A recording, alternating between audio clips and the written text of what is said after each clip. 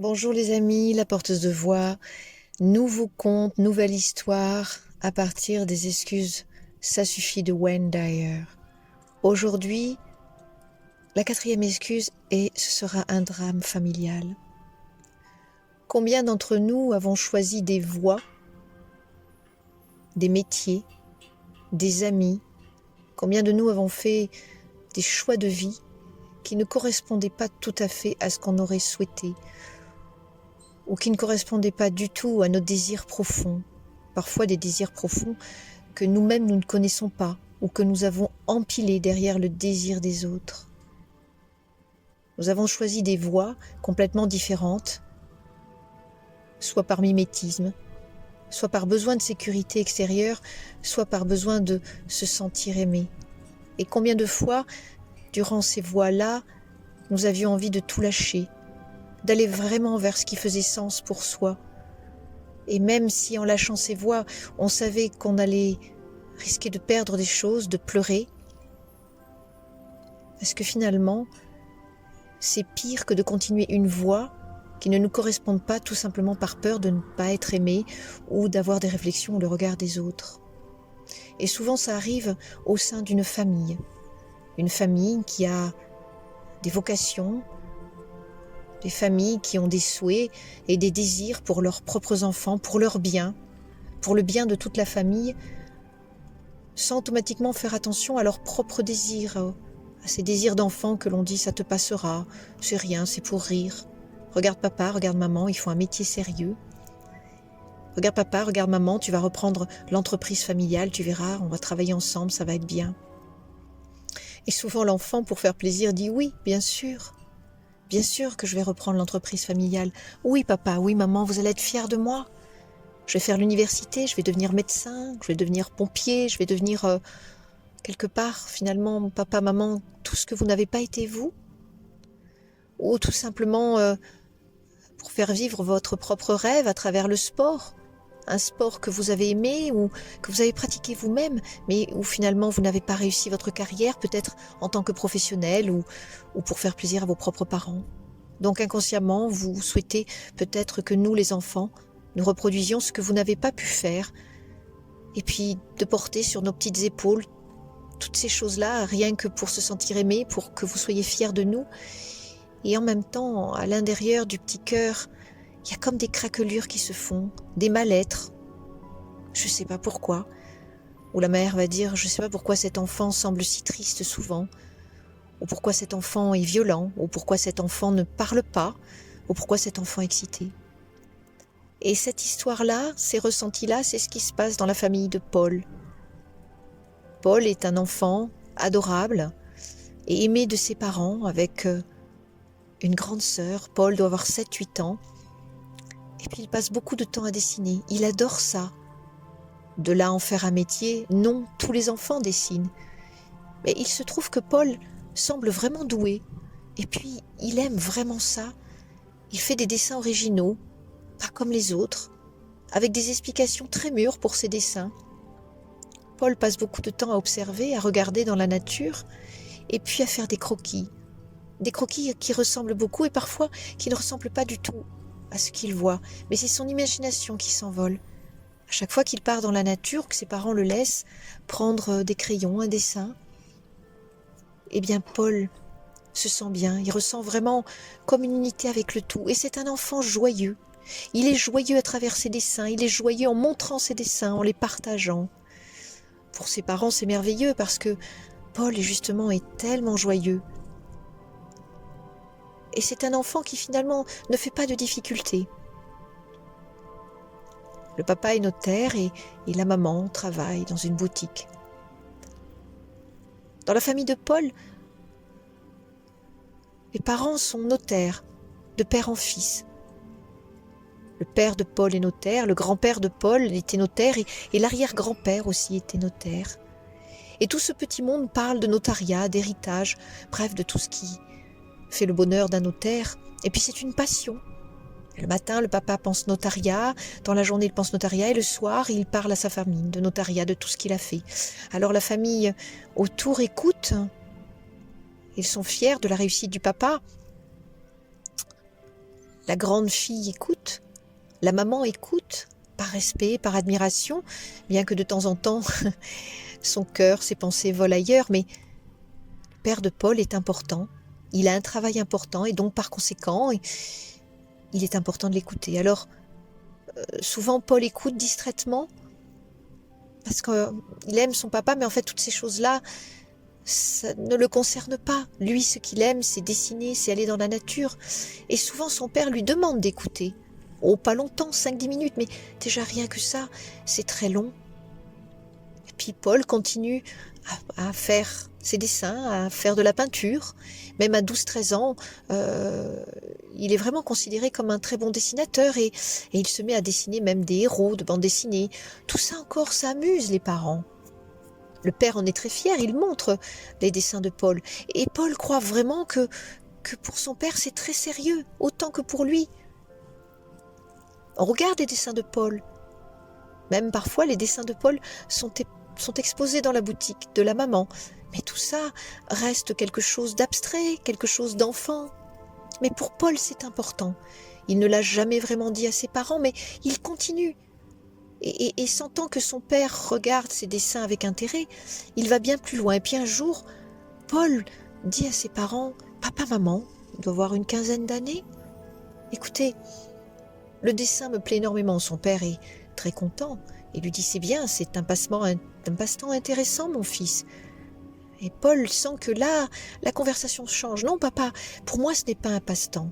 C'est vraiment quelque chose d'important. Je m'y sens bien dedans. Papa, maman.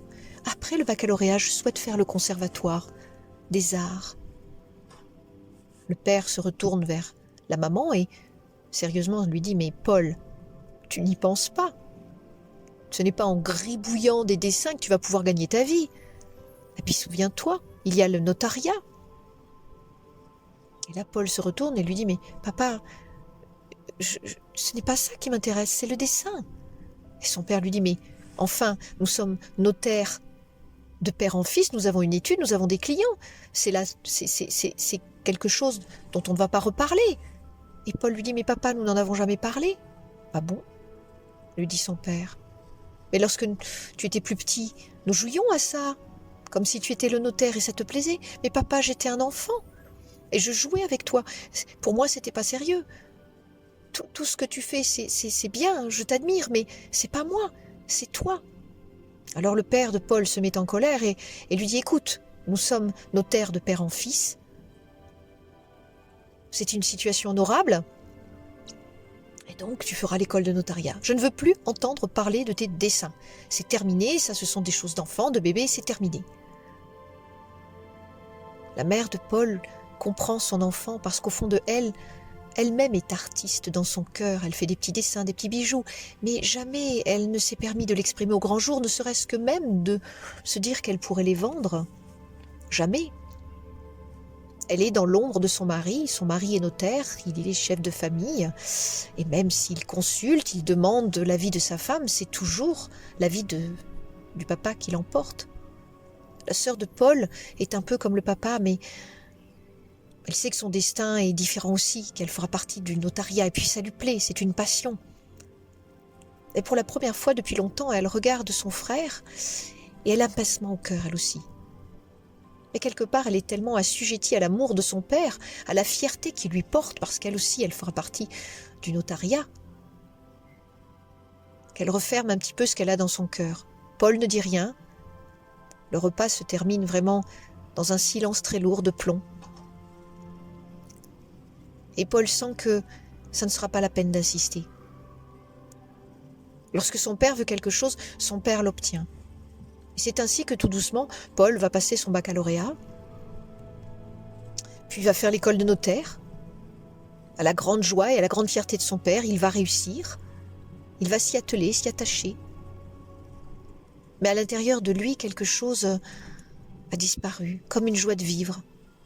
Il a des angoisses. Parfois même, il ne comprend pas pourquoi, il passe du rire aux larmes et travaille au notariat avec son père. Oh, c'est un bon notaire, avenant. Mais souvent, il a des sautes d'humeur et ça lui pèse. Il n'a pas oublié ses dessins. Mais il a complètement arrêté de les faire. Il y a comme une tristesse au fond de lui, comme un voile. Il ne sait pas d'où ça vient, il a une espèce de neurasthénie qui le suit. Il est notaire, il gagne bien sa vie, il a une belle maison. Il va faire des enfants, il a trouvé une compagne, bref. Et au fond de lui, il y a quelque chose qui lui tient la main, mais qui peu à peu finit par se détacher complètement, comme si une petite main d'enfant le retenait, lui disant « S'il te plaît, reste encore là, tes rêves ». Et Paul, la nuit, dort mal, il veut plus entendre parler de ses rêves de gamin. Il se dit « Il a raison, mon père a raison. J'ai un petit peu comme ça une espèce de sensibilité un peu féminine. Ça ne sert à rien, c'est pas ça la vie. La vie, c'est voilà, c'est le notariat, c'est l'argent que je récupère, ce sont les affaires que nous faisons, c'est la prospérité. »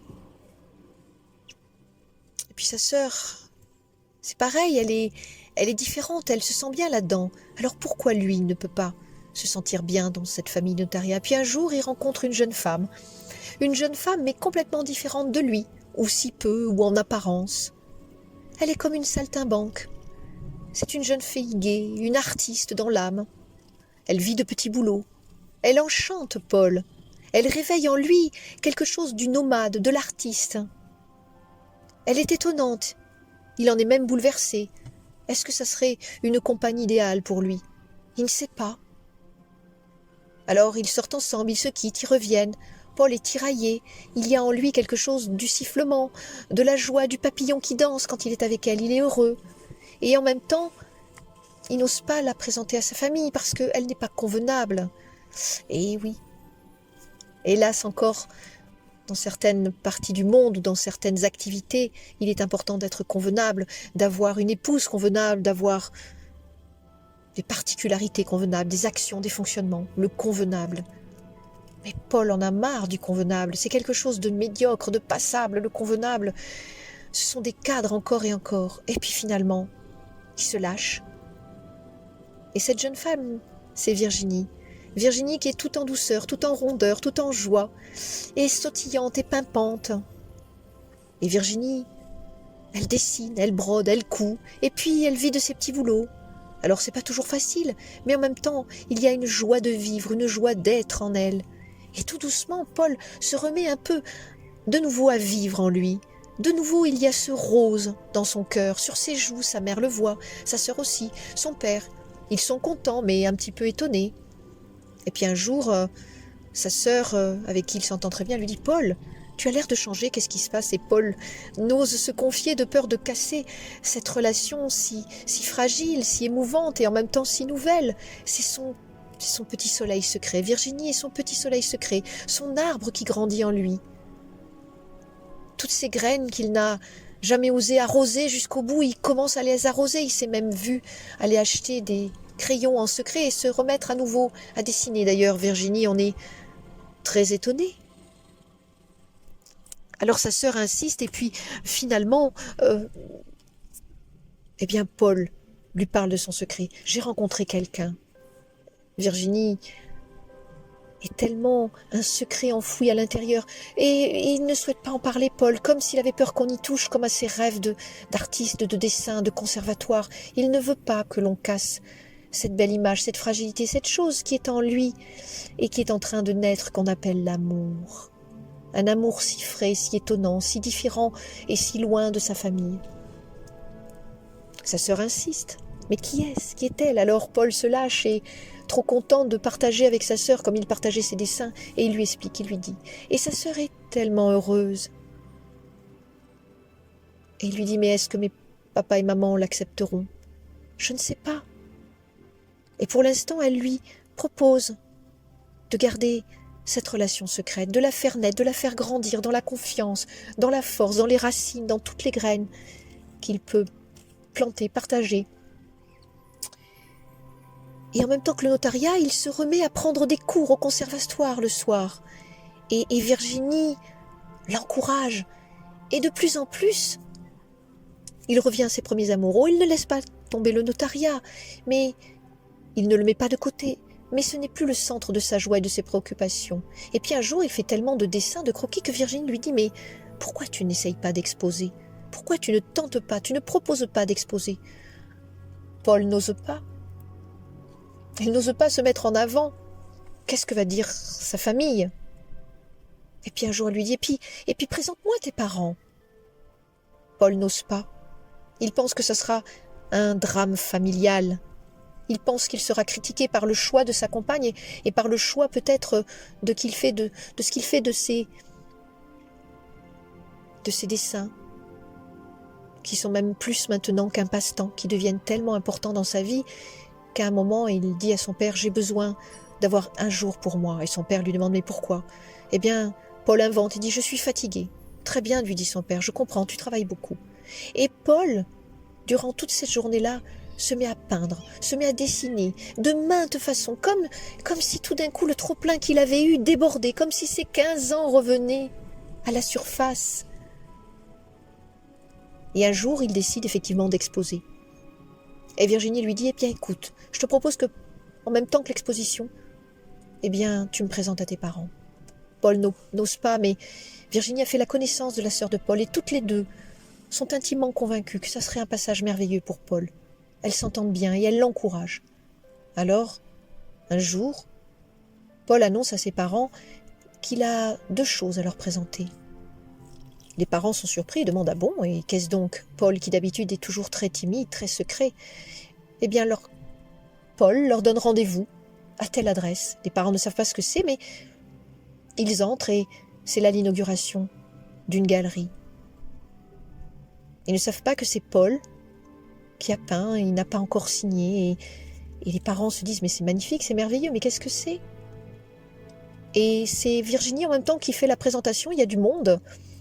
Et les parents sont vraiment étonnés et émerveillés de ces dessins, de ces peintures. Et Paul leur dit, ce sont des peintures, effectivement, et c'est un ami à toi qui a fait ça? La maman de Paul a tout compris, elle sourit, elle ne sait pas quelle va être la réaction du papa. Et Paul dit, c'est moi papa. C'est toi qui as fait ça? Le père est ému, et en même temps il sent qu'à l'intérieur de lui il y a quelque chose qui se casse, qui se fracasse, parce qu'il sait qu'automatiquement il va y avoir une suite à ça. Et il lui dit, je vous présente aussi Virginie, ma compagne, qui est aussi peintre, qui est aussi artiste, et qui m'a redonné ce goût de vivre, ce goût de l'enfance. Et le père voit la joie, le bonheur de Paul, et en même temps il voit toutes ces peintures, et il sent qu'il y a quelque chose qui est en train de se faire, dans lequel il n'a aucun contrôle, aucun pouvoir pour la première fois, et où quelque part, quoi qu'il dise, il ne pourra pas avoir gain de cause. De toute façon, il sent qu'il n'a rien à dire.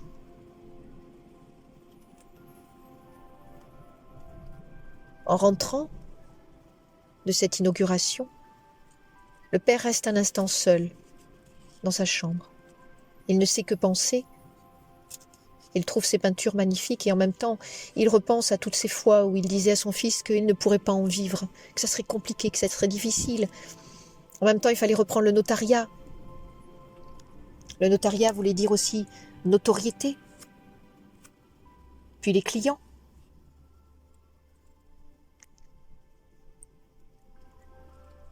La maman entre dans la chambre et lui demande qu'est-ce qui se passe. Et tout d'un coup, le papa comprend que ce notariat, depuis des années, pèse sur les épaules de Paul, que cette notoriété, ce suivi de la famille pèse à cet enfant, et qu'il n'a pas voulu voir, qu'il n'a pas su voir, et qu'il souhaitait simplement préserver les biens, la notoriété, préserver le notariat, préserver le cabinet. Et il ne s'est pas rendu compte que cet enfant a souffert pendant des années. Mais lui a-t-on laissé le choix, lui? Non. Est-ce que son père a eu le choix? Non. Alors pourquoi il laisserait le choix à son fils? Alors il parle, il dit toutes ces choses, que finalement lui aussi, il a fait notariat parce qu'il aimait ça, mais qu'il avait aussi d'autres passions. C'était de travailler dans la nature et qu'il l'a jamais fait et qu'il a laissé ça de côté. Et donc, par conséquent, il a très bien vécu jusqu'à maintenant. Sa femme lui touche la main et lui explique, tu sais, je t'ai jamais parlé, mais tu es un bon père, un bon mari, tu fais tout, mais en toi il y a comme un carcan, il y a comme une psychorigidité, des choses que toi-même tu as dû supporter, que tu as peut-être tues en toi parce que ton père ne te laissait pas cet espace nécessaire. Lorsque le soir, Virginie et Paul viennent manger, personne n'ose rien dire et puis tout d'un coup Paul parle. Papa, maman, je vous aime. J'ai toujours fait ce que tu as voulu, papa, pendant des années. Tu as voulu que je reprenne le cabinet de notariat, que je fasse école de notariat. Je l'ai fait. Je l'ai fait pour te faire plaisir, je l'ai fait parce que je ne savais pas te dire non, et je l'ai fait pour que tu m'aimes. Je l'ai fait parce qu'au fond de moi, si je ne l'avais pas fait, je me disais que je me serais sentie rejetée, incompris, et que ça serait un drame familial, que de casser ce que papy, arrière-papy avait créé, fondé, comme quelque chose qui faisait partie de nos cellules. Mais vois-tu, j'ai enfoncé au fond de moi toute cette tristesse. J'ai fermé mes cahiers d'artiste, mes cahiers pour dessiner. J'ai suivi la voie que tu as souhaité que je suive. Mais au fond de moi, papa, je n'ai jamais été heureux. Oh, je ne t'en veux pas. Mais maintenant, vois-tu, je vais suivre ma voie. Et je préfère être critiquée pour ce que je suis, vivre dans une espèce d'irrespect peut-être des autres et peut-être de moquerie et peut-être d'instabilité financière. Mais je préfère être critiquée pour ce que je suis plutôt que d'être aimée pour ce que je ne suis pas. Je suis désolée, papa, si je te blesse, si je te vexe. Je suis désolée si tu n'es pas fier de moi. Mais je préfère vivre pour ce que je suis, pour ce que j'ai envie de faire, pour moi, plutôt que pour toi. Parce que toi, tu as fait ta vie, tu fais ta vie. Et si tu n'arrives pas à m'aimer tel que je suis parce que je vais quitter le notariat, je le comprendrai, je le respecterai. Mais sache qu'à partir de maintenant, je vais suivre ma propre voie. Oh, elle ne sera pas facile. Tu as raison. Il y a des moments, les artistes vont manger des pâtes, et Virginie le sait. Mais je vais aller jusqu'au bout et ne pas avoir de regrets. Et si un jour je ne peux pas en vivre, eh bien, je travaillerai à côté. J'ai toujours mon diplôme de notaire. Mais sache, papa, que je t'aime profondément. Et que c'est difficile pour moi de faire ce choix, parce que je suis encore en train, quelque part, en te parlant, t'expliquant, je suis encore en train de chercher ton approbation, alors que je suis un adulte. Les yeux de Paul étaient mouillés, les yeux de maman étaient mouillés, les yeux de papa étaient mouillés. Papa comprenait, mais c'était difficile pour lui de sortir de ça. C'était difficile de sortir de cette tour où il avait tout construit, tant construit, comme si Paul, quelque part, coupait toutes les racines profondes de la famille. Alors pour la première fois, maman prit la main de papa, regarda Virginie et Paul, et dirent « Les enfants, nous vous aimons. Virginie, tu es le soleil, tu es le bonheur, tu es la respiration dont Paul avait besoin. Et je voyais que mon fils n'était pas heureux. Tu lui as rendu ce bonheur par la liberté, par la permission qu'il soit ce qu'il a envie d'être. Et mon fils, tu n'es pas obligé d'attendre toutes ces permissions, ni de la personne qui t'aime, ni de tes parents. La première permission, c'est la tienne. Et pour papa, ce sera peut-être difficile, mais je sais qu'il comprendra. » Le papa prit son enfant par les épaules et lui dit « Mon enfant, je comprends que tu as souffert depuis si longtemps. Sache que j'ai vécu la même chose que toi. Eh bien non, tu n'as pas besoin de ma liberté, de ma permission, tu n'as pas besoin de mon approbation. Je ne te la donne même pas. Je ne te la prends pas et je ne te la donne pas. Tu es libre, tu es un être libre. Mais sache que nous sommes là. Peut-être que je ne suis pas d'accord avec ta décision, peut-être que c'est difficile pour moi et que ça remet en question mes propres questionnements, mes propres peurs et mes propres tristesses au fond de moi. Mais sache que, quelque part, tu es un exemple pour moi. Tu as plus de courage de suivre une voie qui est la tienne et qui est plus difficile que de suivre la voie des autres. Mon enfant, ma porte est toujours ouverte, mon cœur aussi, il me faudra du temps. Mais Paul, je t'aime et tu n'as la permission de rien. Je ne te donne rien, je ne te prends rien. Je suis là, je t'accueille, mon enfant. » Ainsi que Paul continua de faire tous ces dessins artistes. Ça n'a pas été facile. C'est même parfois compliqué. Mais Virginie est là, elle l'épaule. Les parents aussi et la sœur aussi. Et à certains moments, Paul est venu faire quelques missions de notariat chez son père, parce qu'il y avait besoin de faire bouillir la marmite. Mais Paul continue à prendre confiance en lui.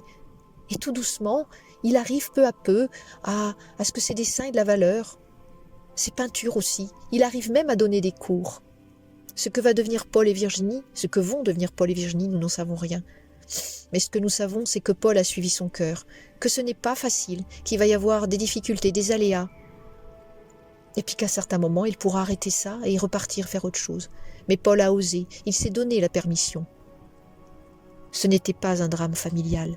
Mais il y a des fois, il faut passer par des moments plus durs, des moments de repli et de silence, imposés, difficiles, pour parfois revenir sur la route qui est la nôtre.